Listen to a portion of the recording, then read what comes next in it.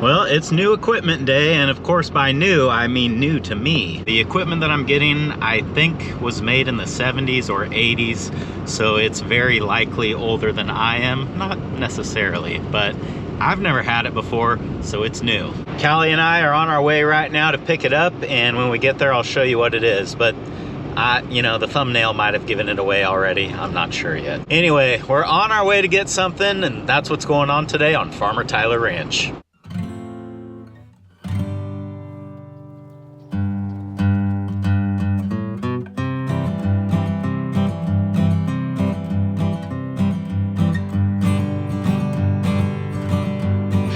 All right, we made it over here, and it looks like I beat the owner, so I'll show you what we're getting. A New Holland 256 and a New Holland 260 hay rake.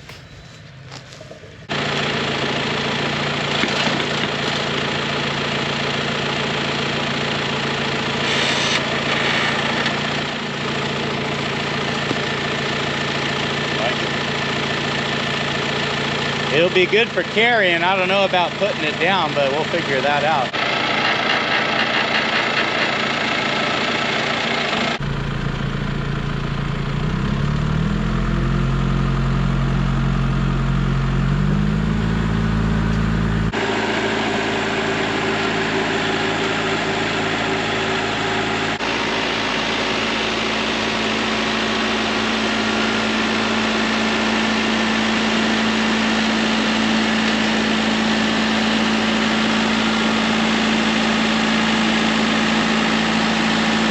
Well, loading from the back is not going to work, so we're going to try to come in from the side and see if we have any luck that way.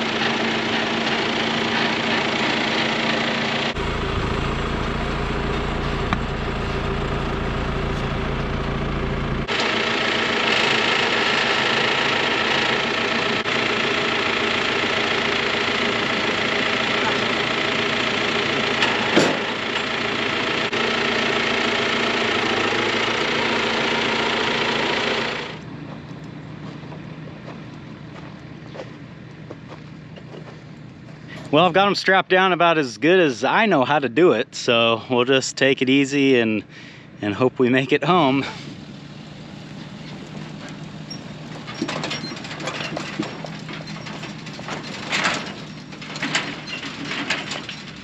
Well, we made it home without incident. Now we just got to figure out how to get these things off the trailer.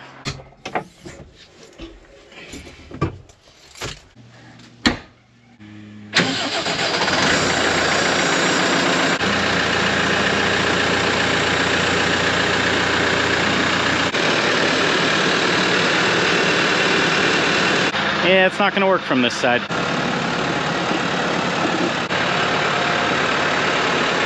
That ought to do it there. We learned when loading these that the center of gravity is kind of right where the reel is, so I'm hoping I can just wrap a couple straps around the bucket down to the frame above the reel, pluck it off of there, and then go set it down where I want to store it.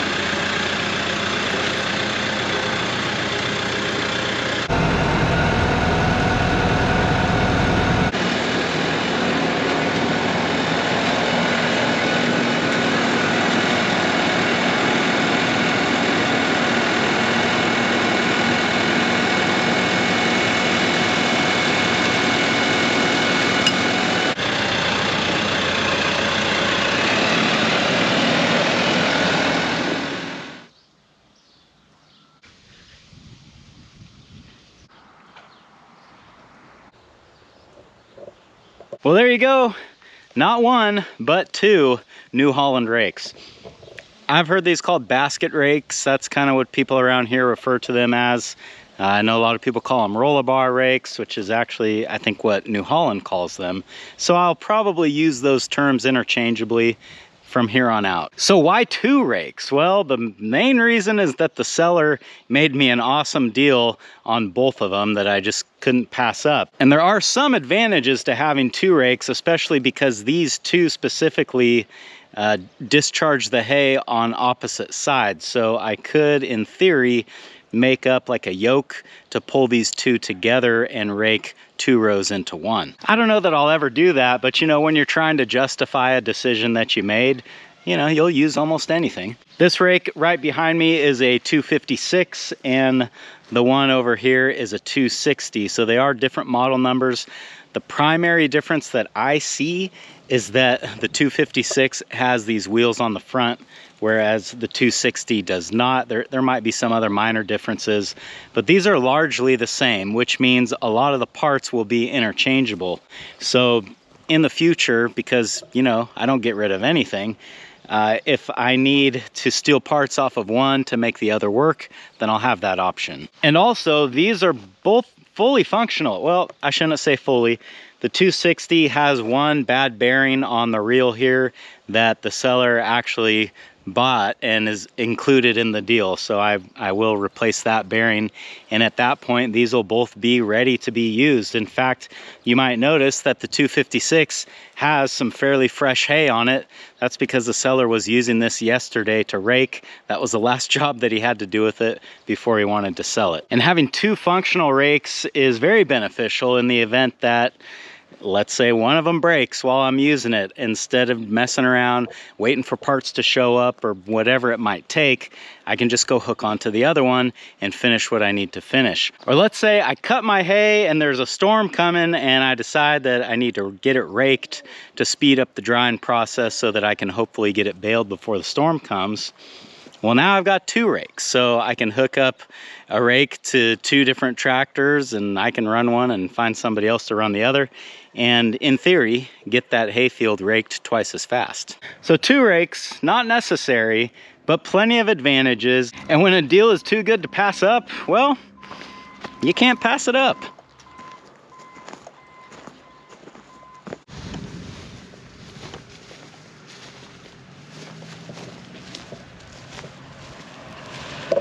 Little pest control update here, just because there have been some developments over here at the ground squirrel trap. The other day, I actually caught a rat in this trap, which was kind of surprising to me that a rat would be in such close proximity to a ground squirrel hole.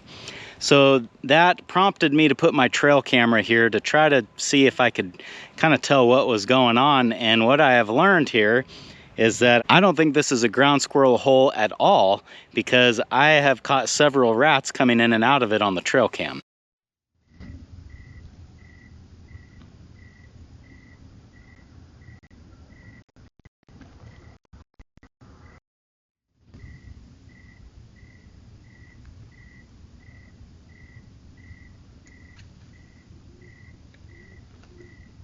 There are still rats, or a rat, living in the hole, and I'm not sure that I'm gonna be able to trap him now, just because he would have seen this other rat in the trap, and rats are pretty smart. I don't know if this one, if I'll be able to coax him to get back in there.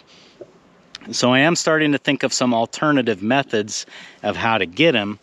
The first one would be to just bring a good natured trap over here, but now I'm afraid that this rat is probably trap shy, just because of what happened to the first rat. So I'm wondering, what do you guys think? What if I just stuck a hose in here and turned the water on and just flood that hole out? Eventually he's gonna have to run out of there, right? I suppose I could bring a vehicle over here and put a tube on the exhaust and run it down in that hole and kind of try to get him that way. The only thing that I don't like about doing that is, you know, how do you know he's in the hole? How do you know you got him? It's kind of tough. I guess I could just bury the hole, and if nothing ever tunnels back out of there, then we know. But I don't know. We'll see. I'm gonna leave the trap here a couple more days. The pomegranates really seem to be what he likes. In fact, Maybe we'll go ahead and cut this pomegranate up and see if we can get him in that trap.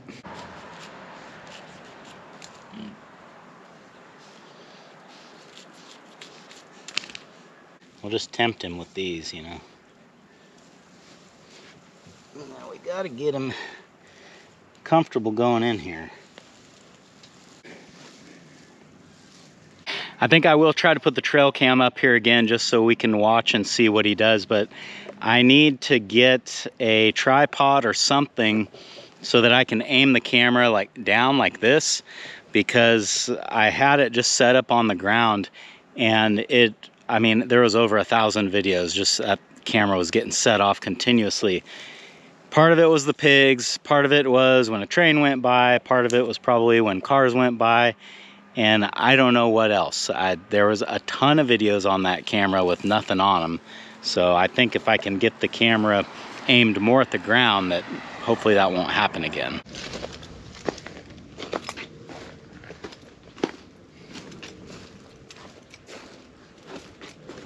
I don't see anything in this trap, but if you look here, it says that it's gone off 4 times. And the other day I checked this and there was a dead mouse in it.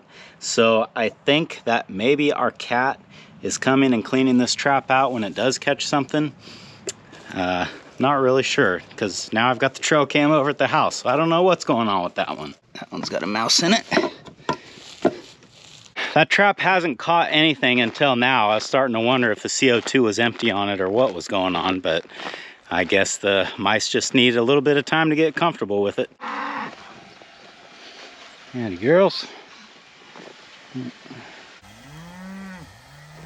2325 is the heifer that we put the patch on and treated for pink eye, I think in the last video. And you know, never a bad idea to just come back and check on them again. Of course she looks fine, but you know, I wouldn't know that if I didn't look at her. See, the bulls are giving a lot of attention to number 45 again. A lot of people were wondering why I don't have a vet come out and look at her to figure out what the deal is. But to be perfectly honest with you, at this point, if she's not bred, she's going to be way too late and way off schedule for the rest of the herd. So she's going to get cold. The question is, how soon? And the last cow is number 57. This is the cow that we were doctoring for hoof rot several videos back. I actually put her back out in the herd. I didn't have a camera with me when I did that. But yeah, she was doing fine then, and I'm guessing is still doing fine now.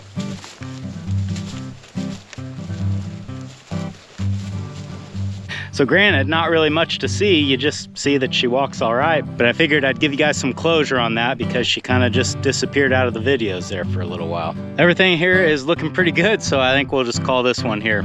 Thanks for hanging out with me today, guys, and I hope I'll see you again on Farmer Tyler Ranch.